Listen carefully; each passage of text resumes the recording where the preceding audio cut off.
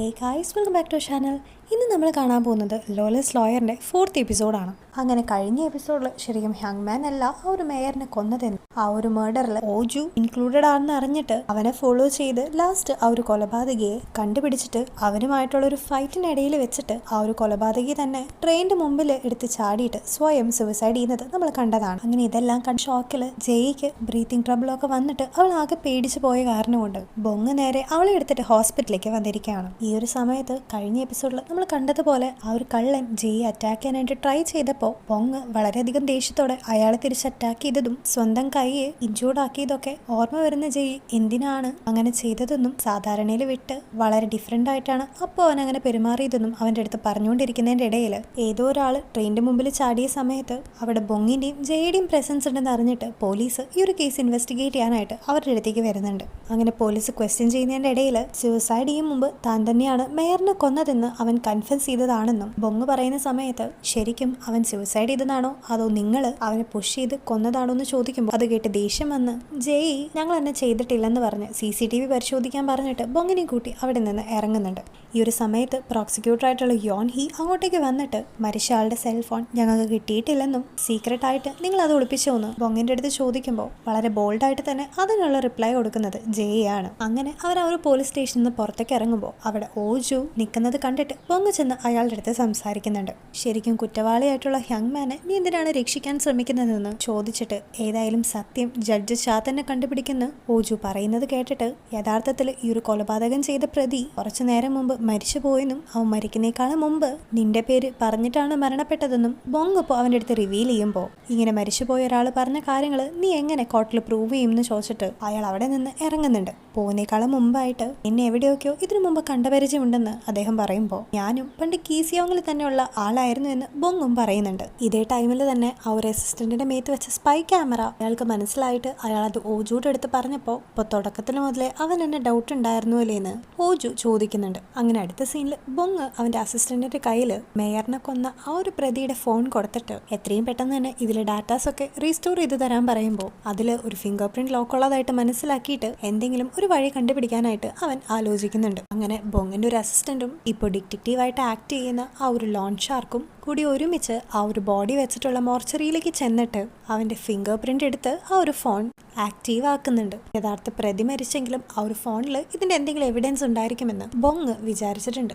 ഇതേ സമയം ബൊങ്ങിന്റെ അങ്കിളും ഗാങ്സ്റ്ററും ആയിട്ടുള്ള ഡേവുങ് അവനെ കണ്ട് ജഡ്ജ് ചായ പറ്റിയിട്ടൊക്കെ സംസാരിക്കുന്നതിന്റെ ഇടയിൽ അങ്ങോട്ട് ജെയ് കയറി വരുന്നുണ്ട്. എന്നാ പിന്നെ കാണാമെന്ന് പറഞ്ഞ് അവന്റെ അങ്കിൾ അവിടെ നിന്ന് ഇറങ്ങുമ്പോൾ ജഡ്ജ് ചായയെ പറ്റി നിങ്ങൾ എന്താണ് സംസാരിച്ചതെന്നും ജഡ്ജ് ചാനെ നീ എങ്ങനെയെങ്കിലും സംശയിക്കുന്നുണ്ടോന്ന് ജെയ് ബൊങ്ങിന്റെ അടുത്ത് ചോദിക്കുന്നുണ്ട്. കാരണം ജെയെ സംബന്ധിച്ച് അവളുടെ ഒരു സ്വന്തം അമ്മയെ പോലെയാണ് അവള് ജഡ്ജ് ചാനെ കണ്ടുകൊണ്ടിരുന്നത്. ഇതേ സമയം തന്നെ ഡേവുങ് അവിടേക്ക് വന്നതും പോയതെല്ലാം ഓജുവിന്റെ ഒരു സ്പൈ അവിടെ നിന്നിരുന്ന് കണ്ടിട്ട് എല്ലാം അവന് റിപ്പോർട്ട് ചെയ്ത് കൊടുക്കുന്നുണ്ട്. ഇതൊക്കെ കേട്ടിട്ട് ഈ ഡേവുങ്ങും ബൊങ്ങും എന്തിനാണ് തന്റെ വഴിയെ കയറി വരുന്നതെന്ന് ആലോചിച്ച് ആകെ ഭ്രാന്ത് വന്നിരിക്കുകയാണ് ഓജു. അങ്ങനെ ഇരിക്കെ ആ മേയറിനെ കൊന്ന മേർഡറിന്റെ ഫോണിന്റെ ഡീറ്റെയിൽസ് ഒക്കെ അവന്റെ അസിസ്റ്റന്റ് ബൊങ്ങിന് കാണിച്ചു കൊടുക്കുന്നതിന്റെ ഇടയിൽ ആ ഒരു ഫോൺ ജെയും കാണുന്നുണ്ട്. മാത്രമല്ല ഈ ഒരു ഫോൺ തന്റെ കയ്യിൽ എത്തിയിട്ടുണ്ടെന്ന് ഓജു അറിഞ്ഞ അവന്റെ റിയാക്ഷൻ ഒന്ന് ടെസ്റ്റ് ചെയ്യാനായിട്ട് അവനെ തന്നെ കാണിക്കാന്ന് പറഞ്ഞ് ബൊങ് അവിടെ നിന്ന് പോകുന്നുണ്ട്. ഈ ഒരു സമയത്തൊക്കെ ബൊങ്ങിന്റെ യഥാർത്ഥമായിട്ടുള്ള ഉദ്ദേശം മനസ്സിലാവാതെ അവൻ കീസിയോങ്ങിൽ നിന്നാണെന്നും അവന്റെ അമ്മയും ഒരു ലോയറാണ് എന്നുള്ള കാര്യങ്ങളൊക്കെ അറിഞ്ഞ്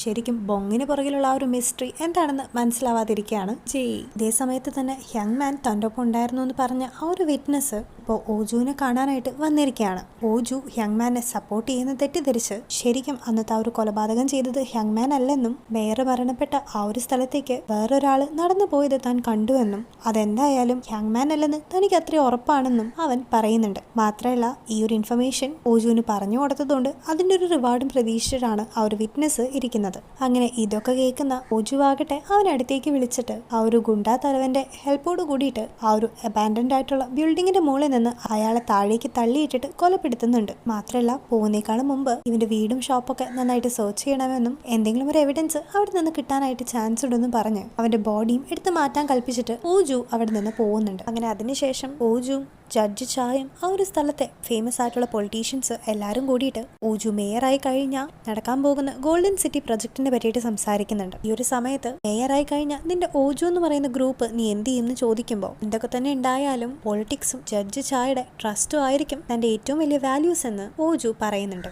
അങ്ങനെ അതിനുശേഷം ജഡ്ജ് ചായും ഓജുവും കൂടിയിട്ട് പേഴ്സണൽ ആയിട്ട് സംസാരിക്കുമ്പോൾ ആ ഒരു വിറ്റ്നസും യങ്ങും ഒരുമിച്ചുള്ള ആ ഒരു വീഡിയോനെ പറ്റി ചോദിച്ചിട്ട് ഈ ഒരു വീഡിയോ സബ്മിറ്റ് ചെയ്യുമ്പോൾ ജഡ്ജ് എങ്ങനെയായിരിക്കും ഞങ്ങളോട് റെസ്പോണ്ട് ചെയ്യാന്ന് ചോദിക്കുമ്പോൾ ചായ ആകട്ടെ ഓജുവിനെ ഇലക്ഷന് നിർത്തിയെന്ന് വിചാരിച്ച് എപ്പോഴും ഞാൻ നിന്നെ സപ്പോർട്ട് ചെയ്യുമെന്ന് നീ വിചാരിക്കേണ്ടെന്നും ട്രയലിൽ എന്റെ തീരുമാനമായിരിക്കും ഞാൻ പറയാമെന്നും അതിൽ വേറൊരാളും ഇന്റർഫിയർ ചെയ്യേണ്ട കാര്യമില്ലെന്നും അവന്റെ അടുത്ത് പറയുന്നുണ്ട്. അങ്ങനെ ഓജുവും അവന്റെ അസിസ്റ്റന്റും കൂടിയിട്ട് കാറിൽ പോകുന്ന സമയത്ത് അവരെ ഫോളോ ചെയ്ത് ബാക്കിലായിട്ട് ബൊങ്ങും പോകുന്നതായിട്ട് നമുക്ക് കാണാം. മാത്രമല്ല ഈ ഒരു സമയത്ത് ബൊങ് മരിച്ചുപോയ മേയറിനെ കൊന്ന ആ ഒരു കൊലപാതകിയുടെ ഫോണിൽ നിന്നിട്ട് ഓജുവിനെ വിളിച്ചിട്ട് ഈ ഒരു ഫോൺ തന്റെ കയ്യിലുണ്ടെന്നും ഇനി താൻ എപ്പോഴൊക്കെ നിന്നെ വിളിച്ചാലും ഫോൺ അറ്റൻഡ് ചെയ്യണം എന്ന് പറഞ്ഞിട്ട് ഫോൺ കട്ട് ചെയ്യുന്നുണ്ട്. ഈ ഒരു സമയം ആ ഒരു കോളിൽ ബൊങ് സെങ് പില്ലായിരുന്നു എന്ന് ഓജുവിനും മനസ്സിലായിട്ടുണ്ട്.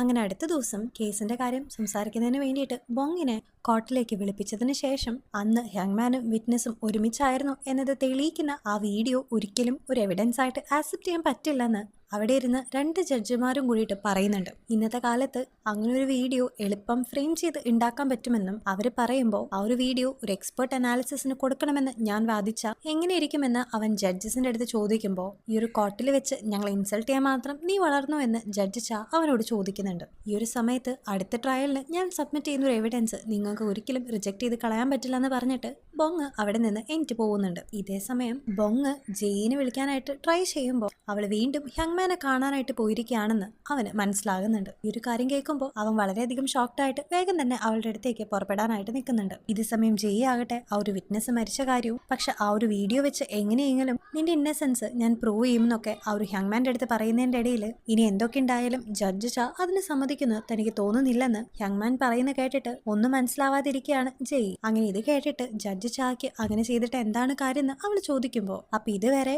ഓജുവും ജഡ്ജ് ചായും ഒരേ പ്ലേറ്റിലാണെന്ന് നിനക്ക് മനസ്സിലായില്ലെന്ന് യങ്മാൻ അവളുടെ അടുത്ത് തിരിച്ചു ചോദിക്കുന്ന സമയം തന്നെ അങ്ങോട്ടേക്ക് ബൊങ് വരുന്നുണ്ട്. അങ്ങനെ ഇതൊക്കെ കേട്ട് കൺഫ്യൂസ്ഡ് ആയിട്ടുള്ള ജയ് ആകട്ടെ താൻ ഏറ്റവും കൂടുതൽ വിശ്വസിക്കുന്ന ഒരാളാണ് ജഡ്ജ് ഷാ എന്നും ജഡ്ജ് ഷാ ഇങ്ങനെ ഒരിക്കലും ചെയ്യില്ലെന്നൊക്കെ ബൊങ്ങിന്റെ അടുത്ത് പറയുമ്പോൾ നിനക്ക് ശരിക്കും ജഡ്ജ് ഷാനെ അറിയോന്ന് ചോദിച്ചിട്ട് അവരുടെ കയ്യിലുള്ള എല്ലാ എവിഡൻസും അവൾ റിജക്ട് ചെയ്തു എന്നുള്ള കാര്യം ഇപ്പോൾ ജയുടെ അടുത്ത് പറയുന്നുണ്ട്. അങ്ങനെ ഇവര് ചായനെ പറ്റിയിട്ട് സംസാരിക്കുന്നതിന്റെ ഇടയിൽ ഒരു ഡിറ്റക്റ്റീവ് അങ്ങോട്ടേക്ക് വന്നിട്ട് അത് ജയല്ലേന്ന് ചോദിക്കുമ്പോഴാണ് വർഷങ്ങൾക്ക് മുമ്പ് കാണാതെ പോയിട്ടുള്ള അവളുടെ അമ്മയുടെ കേസൊക്കെ അന്വേഷിച്ചിരുന്നത് ഈ ഒരു ഡിറ്റക്റ്റീവ് ആണെന്നും അവസാനം വരെ അയാളുടെ മാക്സിമം ട്രൈ ചെയ്തിട്ടുണ്ടെന്നും ജയ് ഇപ്പൊ പറയുന്നുണ്ട്. മാത്രല്ല തന്റെ അമ്മേനെ ഇതുവരെ തനിക്ക് കണ്ടുപിടിക്കാൻ പറ്റിയിട്ടില്ലെന്നും പക്ഷെ ഒരിക്കലും വിട്ടുകൊടുക്കാതെ വീണ്ടും വീണ്ടും അവളുടെ അമ്മയെ കണ്ടുപിടിക്കാനായിട്ട് അവൾ ട്രൈ ചെയ്യുന്നു അവൾ ആ ഒരു ഡിറ്റക്റ്റീവിന്റെ അടുത്ത് പറയുന്നുണ്ട്. അങ്ങനെ അതിനുശേഷം അവൾ ബൊങ്ങിന്റെ അടുത്ത് ചെന്നിട്ട് അവളുടെ അമ്മ പെട്ടെന്ന് ഒരു ദിവസം ഡിസപ്പിയർ ചെയ്തേ പിന്നെ എങ്ങനെയാണ് അവളുടെ ലൈഫ് ഒരു ട്രാജഡി ആയിട്ട് മാറിയതെന്നും ആ ഒരു സമയത്ത് അവളുടെ ഒപ്പം നിന്ന് അവളെ സപ്പോർട്ട് ചെയ്ത ജഡ്ജ് ചായനെ പിന്നീട് ഒരു അമ്മയായിട്ടാണ് അവൾ കണ്ടതെന്നും അവളിപ്പോ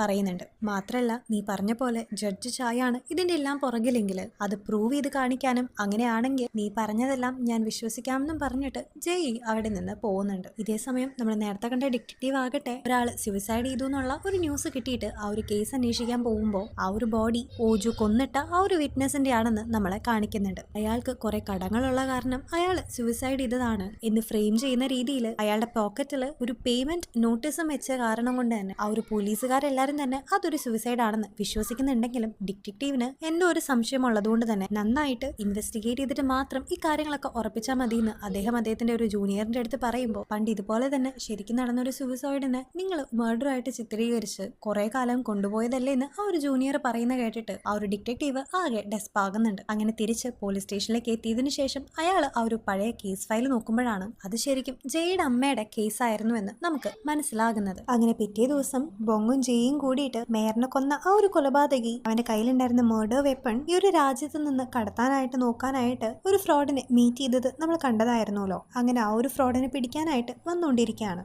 ഇതേ സമയത്ത് തന്നെ ബോങ് സെങ് പില്ലിന്റെ ഒരു ബാക്ക്ഗ്രൗണ്ട് ചെക്ക് നടത്തുന്ന സമയത്ത് 18 വർഷങ്ങൾക്ക് മുമ്പുണ്ടായ ആ ഒരു ഇൻസിഡന്റും ആ ഒരു സമയത്ത് ഓജു തന്നെ കൊന്ന ഒരു ലോയർ ആയിരുന്നു അവന്റെ അമ്മയെന്നും പിന്നീട് ആ ഒരു കുട്ടീനെ കൊല്ലാനായിട്ട് യങ്മാനെ ഏൽപ്പിക്കുകയായിരുന്നു എന്നൊക്കെ അവന് മനസ്സിലാകുന്നുണ്ട്. പക്ഷെ ഇത്രയും നാളെ തന്നെ യങ്മാൻ ആ ഒരു കുട്ടീനെ കൊന്നു എന്നായിരുന്നു ഓജുവിന്റെ വിശ്വാസം. ഇതേ സമയം തന്നെ ബോങ് ആ ഒരു ഫ്രോഡിനെ കൈയോടെ പിടിക്കുന്നുണ്ടെങ്കിൽ അവൻ പെട്ടെന്ന് തന്നെ അവിടെ നിന്ന് എസ്കേപ്പ് ആയി പോയിട്ട് വീണ്ടും ബോങ് അവനെ ചേസ് ചെയ്തുകൊണ്ടിരിക്കുകയാണ്. അതേ സമയത്ത് തന്നെ ജഡ്ജ് ചായ ആകട്ടെ അവളുടെ അച്ഛന്റെ സ്റ്റാച്യു പബ്ലിഷ് ചെയ്യുന്ന ഒരു സെർമണിയുടെ നടുക്കിലായിരുന്നു. ഓജും അവിടെ അവളെ ചിയർ ചെയ്ത് സപ്പോർട്ട് ചെയ്യുന്നത് നമുക്ക് കാണാം. അങ്ങനെ വളരെ അഡ്വഞ്ചറസ് ആയിട്ടുള്ള കുറെ സ്റ്റൺസും ചേസിങ്ങിനൊക്കെ ശേഷം ലാസ്റ്റ് അവർ ആ ഒരു ഫ്രോഡിനെ പിടിച്ചിട്ട് ജഡ്ജി ഷായുടെ ആ ഒരു സെറമണി നടക്കുന്ന സ്ഥലത്തേക്ക് എത്തിച്ചേർന്നിരിക്കുകയാണ്. ഈ ഒരു സമയത്താണെങ്കിൽ ഓജു മൈക്കും തട്ടി പറിച്ച് ഞാനിവിടുത്തെ മേയർ ആയി കഴിഞ്ഞാൽ കീസിയോങ്ങില് അങ്ങനെ ചെയ്യും ഇങ്ങനെ ചെയ്യും എന്നൊക്കെ പറഞ്ഞ് ആകെ തള്ളി മറിച്ചുകൊണ്ടിരിക്കുകയായിരുന്നു. അങ്ങനെ ബോങ്ങും ടീമും ആ ഒരു ഫ്രോഡിനെയും കൂട്ടിക്കൊണ്ട് അത്രയും റിപ്പോർട്ടേഴ്സിന്റെയും പൊളിറ്റീഷ്യൻസിന്റെയും ഒക്കെ മുമ്പിൽ വന്ന് മേയർ ലീനെ കൊന്നത് ശരിക്കും ഹ്യങ്മാൻ അല്ലെന്നും അത് ശരിക്കും ചെയ്ത ആ ഒരു കൊലപാതകയുമായിട്ട് ആ ഒരു വെപ്പൺ നാടുകടത്താനായിട്ട് സഹായിച്ചത് ഈ ഒരു ഫ്രോഡാണെന്നും പറഞ്ഞിട്ട് ഇനി ഈ ഒരു കേസ് തെളിയിക്കേണ്ടത് പ്രോസിക്യൂട്ടറിന്റെ കടമയാണെന്നും പറഞ്ഞിട്ട് അവിടെ നിന്ന് പോകുന്നുണ്ട്.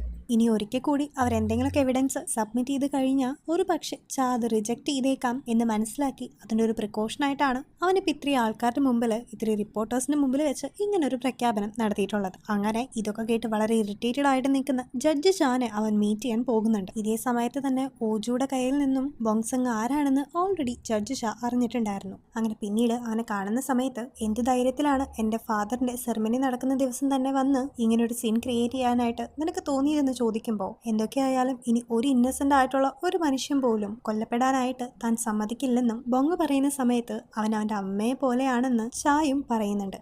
ഈ ഒരു സമയത്ത് തനിക്കെതിരെ വരുന്ന ആദ്യത്തെ ആളൊന്നല്ല നീ എന്നും നിന്നെ എളുപ്പത്തിൽ എങ്ങനെ നേരിടണമെന്ന് തനിക്കറിയാമെന്നും ജഡ്ജി ഷാ പറയുമ്പോൾ എങ്ങനെയായാലും ഇതിന്റെ അവസാനം കാണിക്കാനായിട്ട് എന്നെ കൊണ്ട് പറ്റും എന്ന് പറയുന്നുണ്ട് ബോങ്ങും. അങ്ങനെ ഇതും കേട്ട് വളരെ സർക്കാസ്റ്റിക് ആയിട്ടുള്ള ഒരു ചിരിയും ചിരിച്ചിട്ട് അവൾ അവിടെ നിന്ന് ഇറങ്ങി ഇതൊക്കെ കേട്ടോണ്ടിരുന്ന ജയെ നോക്കുന്നതും കാണിച്ച് ഇന്നത്തെ എപ്പിസോഡ് ഇവിടെ എൻഡ് ചെയ്യാണ്. സോ ഗൈസ്, ഇതിന്റെ ഓരോ എപ്പിസോഡും മുമ്പോട്ട് പോകുമ്പോൾ വളരെ ട്വിസ്റ്റും ടേൺസും ഒക്കെ നിറഞ്ഞിരിക്കുന്ന ഈ ഒരു അടിപൊളി സീരീസ് നിങ്ങൾ മിസ് ചെയ്യാതായിട്ട് നോക്കണേ. ഒപ്പം തന്നെ ഈ ഒരു വീഡിയോ ഒക്കെ ഇഷ്ടപ്പെട്ട ഞങ്ങളുടെ വീഡിയോ ലൈക്ക് ചെയ്യാനും ചാനൽ സബ്സ്ക്രൈബ് ചെയ്യാനും മറക്കരുത്. അപ്പോൾ അടുത്ത വീഡിയോ ആയിട്ട് നാളെ വീണ്ടും കാണാം. Till then take care and by.